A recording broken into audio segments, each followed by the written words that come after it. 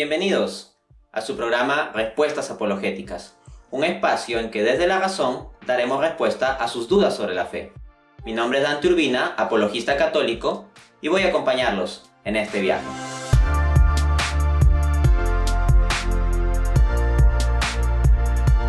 Entendamos un poco lo que significa la tecnología en el ser humano.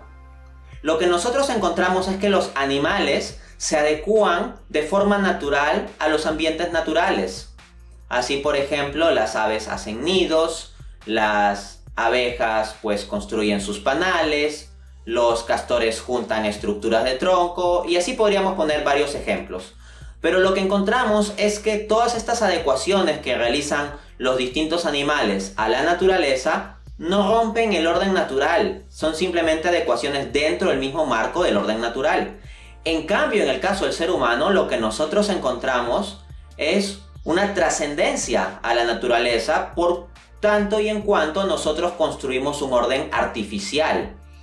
El hecho de un canal de televisión, una computadora, un auditorio, una refrigeradora, etc., no son meras adecuaciones a la naturaleza dentro del marco del mundo natural, sino que son constituciones de aspectos artificiales que en cierto punto rompen, e incluso de forma radical en ocasiones, con el orden natural de las cosas o los ecosistemas. Entonces, vemos que en el hombre la capacidad tecnológica sí implica una diferencia cualitativa respecto a los animales.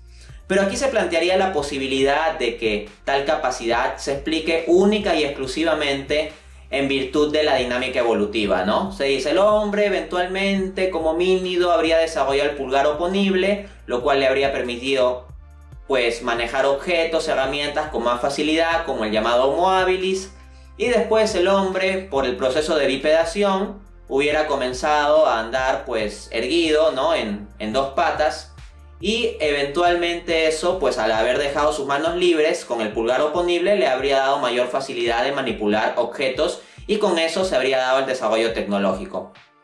A ver, pero el hecho de que nosotros tengamos las manos libres y el pulgar oponible, si bien es una base física que ayuda a la fabricación tecnológica, no explica de por sí el fondo del fenómeno tecnológico en lo que constituye su diferencia cualitativa con respecto a lo que vemos en las especies animales.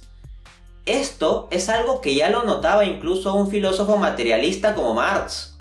En efecto, en su obra El Capital, tomo 1, él escribe: una abeja avergonzaría por la construcción de las celdillas de su panal a más de un maestro albañil, pero lo que distingue ventajosamente al peor maestro albañil de la mejor abeja es que el primero ha modelado la celdilla en su cabeza antes de construirla. Al consumarse el proceso de trabajo, surge un resultado que ya existía en la imaginación del obrero. Respecto a la tecnología, lo que nosotros tenemos es que la tecnología es la aplicación de conocimiento científico a actividades prácticas. Así, por ejemplo, nosotros hacemos toda una planificación geométrica de la arquitectura y con todo un conjunto de ecuaciones y parámetros y estructura e incluso consideraciones estéticas, artísticas, sociales y todo eso. ¿Se piensa acaso que tal estructura de tecnología que manejamos se va a explicar simplemente porque desarrollamos el pulgar oponible o porque somos bípedos? Ciertamente esta, como dije, es una base material que ayuda, ¿no? La bipedación y el pulgar oponible, pero no llega a captar el fondo y la distinción cualitativa de la fabricación tecnológica en el ser humano. En la fabricación tecnológica humana hay propósito, hay planificación consciente, hay elemento estético, hay elemento artístico. Y eso lo vamos a seguir examinando en la siguiente pregunta.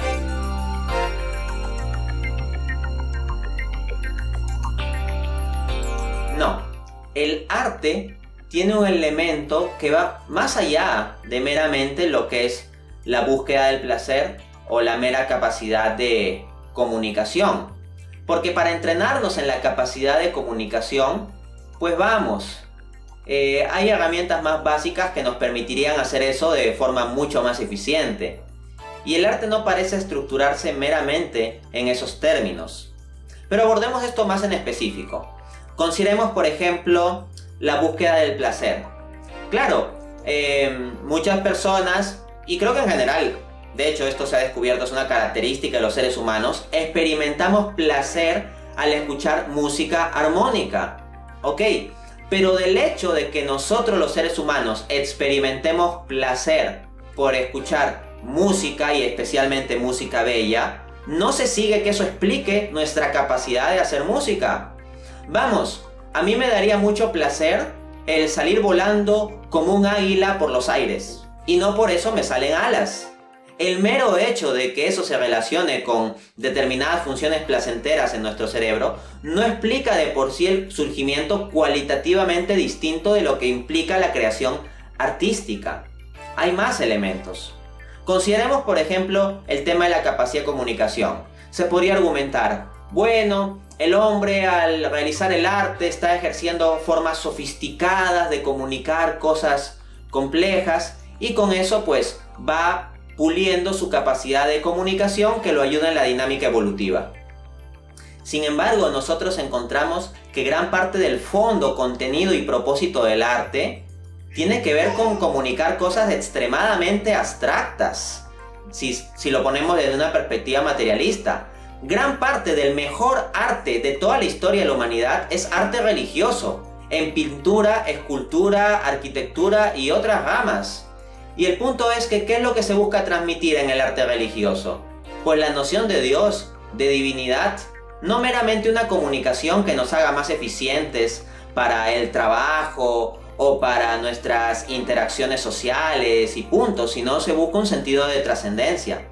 Pero es más, incluso hay cuestiones más de fondo. Una anécdota a este respecto, que la consigna Luis Manuel Ruiz en su artículo Dios lo ve, publicado en diario El País. Lutyens revisaba los planos para un edificio que uno de sus ayudantes había terminado de bosquejar. Alarmado por una aparente violación de la simetría, montó en cólera. Por lo visto, la posición de una ventana ofendía el sentido de conjunto de la fachada trasera de la construcción. El ayudante, cohibido, alegó que eso no suponía un problema, porque la fachada estaba destinada a formar parte de un patio interior y nadie podía apreciar la incongruencia, a lo que Lutyens replicó teológicamente: Dios sí lo ve. Esta es una anécdota que es punto de partida del libro titulado Dios lo ve, del especialista en arquitectura Oskar Tutzkets.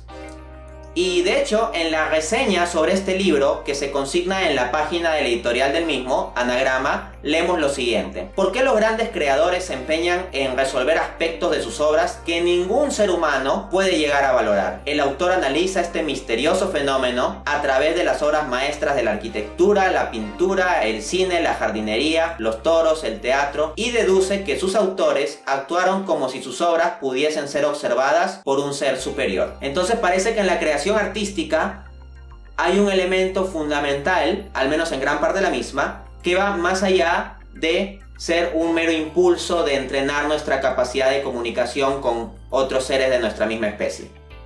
Así que hay un elemento aquí en la creación artística que no es reducible a la mera dinámica evolutiva entendida desde una perspectiva materialista.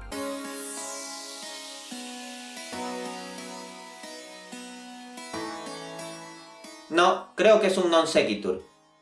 Es decir, del hecho de que haya sido más ventajoso, de que haya sido ventajoso para el Homo sapiens su capacidad de pensamiento abstracto respecto de otras especies, no se sigue que esté explicada esa capacidad.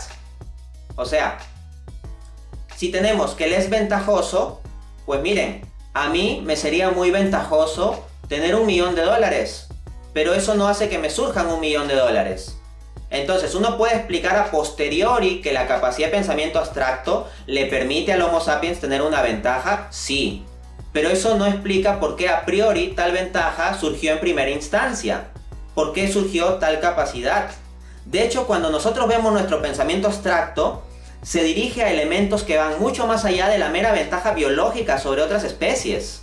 Así, por ejemplo, el filósofo C.S. Lewis escribía lo siguiente: si encuentro en mí mismo un deseo que ninguna experiencia en este mundo puede satisfacer, la explicación más probable es que fui hecho para otro mundo. Y en efecto, en nuestro pensamiento abstracto, nosotros no pensamos simplemente en cosas relacionadas con actuales o potenciales ventajas evolutivas, biológicas, de supervivencia o de reproducción, sino que también estamos vinculados al pensamiento religioso, a pensar en Dios, a pensar en lo trascendente, a pensar en la otra vida, a pensar en el sentido de la existencia, en el propósito.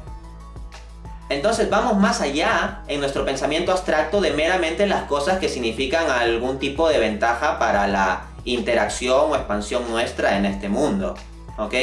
Y eso es algo distintivo del hombre. El hombre se pregunta por el sentido, por el propósito, por Dios. El hombre es un animal religioso. Los otras especies, los animales, pues no exhiben tal impulso.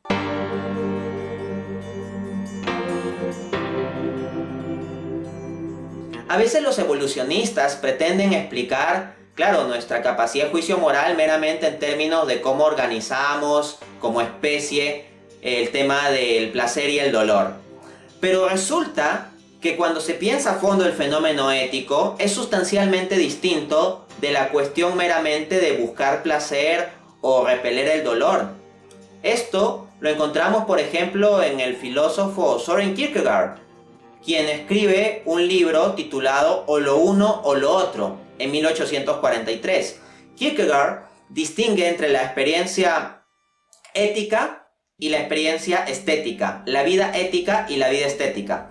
La vida estética lo que busca es el placer y se rige por el binomio placer-dolor.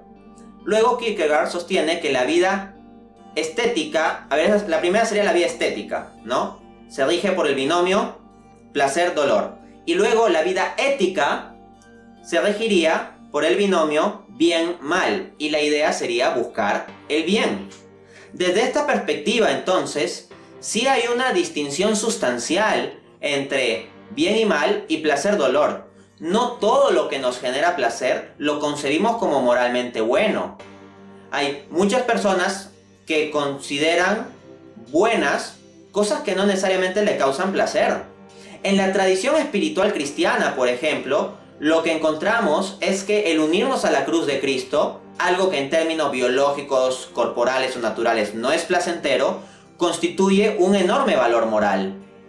Ojo, uno puede estar de acuerdo o en desacuerdo con tal visión cristiana, pero el punto es que dentro del desarrollo de la especie humana se ha desarrollado tal visión y entonces tendríamos un esquema no reducible a simplemente la estructura de buscar el placer y evitar el dolor.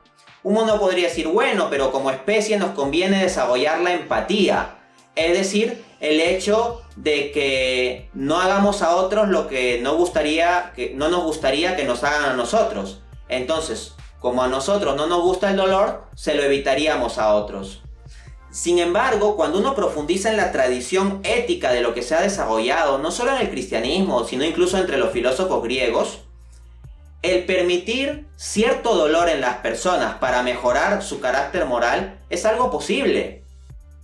Desde esa perspectiva, la cuestión de la moral, tal como se ha desarrollado en la historia humana, no es meramente de, bueno, a mí no me gusta el dolor y se lo voy a evitar a los demás, sino que hay ocasiones en que concebimos en que puede ser necesario permitir ciertas instancias de dificultad o de dolor para perfeccionar moralmente una persona. Y aquí hablo de perfeccionar moralmente, no meramente de que acceda a un mayor nivel de placer, pagando un costo previo de dolor. No. Así encontramos la virtud de la templanza, por ejemplo, o en la tradición cristiana, como digo, el tema de la mortificación, de la cruz como parte de nuestra purificación para llegar a ser más santos.